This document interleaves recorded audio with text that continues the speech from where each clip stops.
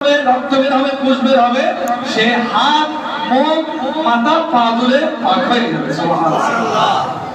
মনে রাখতে হবে, আপনি মায়ে বের করেছেন, পায়খানা করছেন, আপনি নাপাক হয়ে গেলেন, কিন্তু ওই নাপাক হওয়ার জন্য আপনাকে গোসল করতে হচ্ছে না। আপনি হাত, মুখ, পা, মাথা এই চারটা করলে আপনি পাক হয়ে গেছেন। সুবহানাল্লাহ। এটা কেন আমরা যখন বারবার গোসল করি, বারবার গোসল করলে মানুষ অসুস্থ হয়ে যাবে, ঠান্ডা লেগে সিদ্ধ ওজন করলে পাক হয়ে যায়।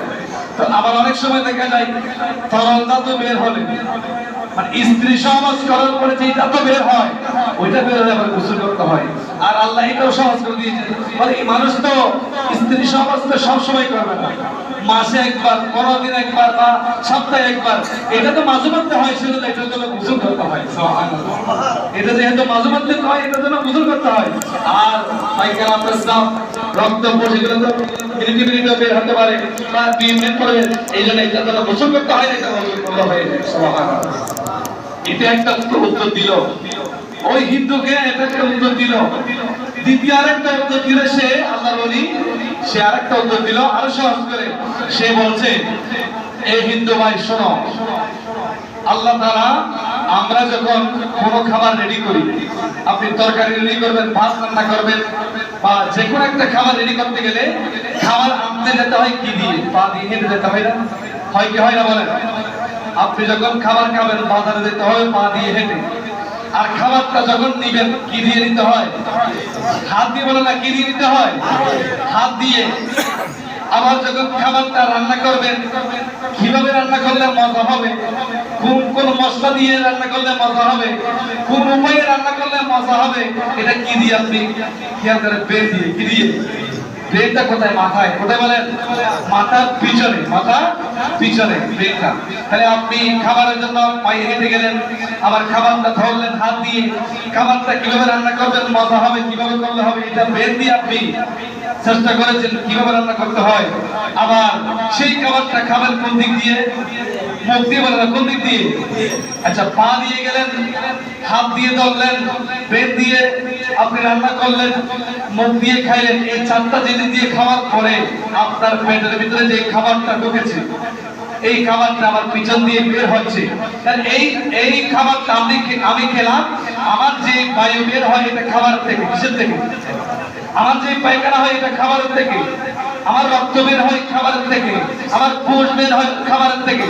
ওই খাবার টানার জন্য আমি 4টা জিনিস দিয়ে কাজ করেছি, পা, হাত, মুখ, মাথা। যেহেতু খাবারটা খাওয়ার পরে আমার এগুলো হচ্ছে, ওই খাবারটা তৈরি করার জন্য আমার হাত, পা, মুখ, মাথা দিয়ে বের কাটিয়েছি। তাহলে ওই আমি যখন এই বায়ু, এই খাবার থেকে যখন এইগুলো নির্গত হচ্ছে, বের হচ্ছে, তাহলে আমার এই যে কাজগুলো দিয়ে, যে জিনিসগুলো দিয়ে আমার খাবারটা রেডি করেছি, ওইগুলো তুলে ওই আমি পবিত্র হয়ে যাচ্ছি। বলি সুবহানাল্লাহ। সেজন্য বায়ু বের হয়ে আমাকে হাত ধুলে, মুখ ধুলে, মাথা মাসে করলে, পা ধুলে আমি পবিত্র হয়ে যাচ্ছি। বলুন সুবহানাল্লাহ। ওই হিন্দু ভাই প্রশ্নের উত্তর পেয়ে গেল। তো এটা এই জন্য এসেছে, আমি বলেছিলাম জান্নাতে কোনো পায়খানা পেশাব নাই। আছে? নাই।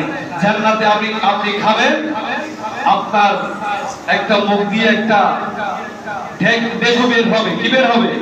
আমরা খাওয়ার পরে একটা ডেকু বের হয় না, ওইটা বের হবে। অথবা জান্নাতে খাওয়ার পরে একটা ঘাম দিবে। ঘাম দেওয়া মানে আপনার ওই যে খাবারগুলো খেয়েছেন এগুলো সব হজম হয়ে গেছে। বলি সুবহানাল্লাহ। আর পায়খানা পেশাব ওখানে নাই। তাহলে আমি বলেছিলাম জান্নাতের তলদেশে 4টা নদী রয়েছে খাবারের পানি একটা 4টা পানিও রয়েছে। 1 নম্বর হচ্ছে মধুর নদী। বলুন সুবহানাল্লাহ। এই দেশের মধু আর বাংলাদেশের মধুর সাথে অনেক পার্থক্য। ওই মধুগুলো আপনি যতক্ষণ খাবেন ততক্ষণ আপনার পুরো শরীরটা এত ভালো লাগবে, আমি কি খাচ্ছি, আমার শরীরটা এতই সুন্দর হয়ে যাচ্ছে, এত ভালো লাগতেছে। মধু গেল। আর একটা নদী হচ্ছে দুধের নদী। কিসের নদী? আমাদের দেশের দুধ 1 কেজি কত? 100 টাকা। গ্রামেগঞ্জে 60 টাকা 1 কেজি। জান্নাতের দুধের নদী থাকবে, শুধু দুধের 1 কেজি দুধ নয়, একটা ডাইরেক্ট নদী, ওই নদী থেকে আপনারা খাইতে থাকবেন। সুবহানাল্লাহ। এটা কোরআনের আয়াত। তারপরে প্রথম নদী মধুর, দ্বিতীয় নদী দুধের, তৃতীয় নদী হচ্ছে শরবতের নদী। বলুন সুবহানাল্লাহ। কিসের নদী? আমরা বিভিন্ন শরবত বানা খাই। আমের আমের আমের শরবত, মালসার শরবত, বিভিন্ন শরবত আমরা বানিয়ে খাই, কিন্তু ওই জান্নাতের শরবতের সাথে দুনিয়ার কোন শরবতের সাথে মিল হবে? সুবহানাল্লাহ বলেন। এরপরে 4 নম্বর নদী যেটা থাকবে এটা হচ্ছে একেবারে মিনারেল ওয়াটার। মিনারেল ওয়াটার এই দুনিয়ার সবচেয়ে পানি, সর্বোচ্চ সবচেয়ে একেবারে আর্সেনিক মুক্ত পানি হবে ওই জান্নাতের নদী পানি। এই পানিটা যতক্ষণ এই পানিটা না গরম হবে না ঠান্ডা হবে, যতক্ষণ এখানে ঢুকবে ততক্ষণ আপনার এখানে শান্তি লাগবে। বলুন সুবহানাল্লাহ। এই 4টা নদী আল্লাহ তাআলা, এই পানি ও 4টা নদী আল্লাহ তাআলা আমাদের জান্নাতের জন্য ওয়াশিরিল্লাযিনা আমানু ওয়া আমিলুস সালিহাত, যারা আমল করেছে, ঈমান এনেছে, তাদের জন্য এই 4টা নদী আল্লাহ তাআলা জান্নাতের তলদেশে প্রবাহিত করে রেখেছে। বলুন সুবহানাল্লাহ। এরপরে আল্লাহ তাআলা জান্নাতীদের সাথে খাবার নিয়ে মজা করবে। আল্লাহ তাআলা প্রথমে একটা খাবার দিবে জান্নাতীদেরকে, তো এই খাবার খাওয়ার পরে আবার আরেকটা দিবে। দ্বিতীয় খাবার যখন দিবে তখন জান্নাতীরা বলবে, আল্লাহ এই খাবারটা একটু আগে দিয়েছিলেন, আবারও কেন একই খাবার দিয়েছেন?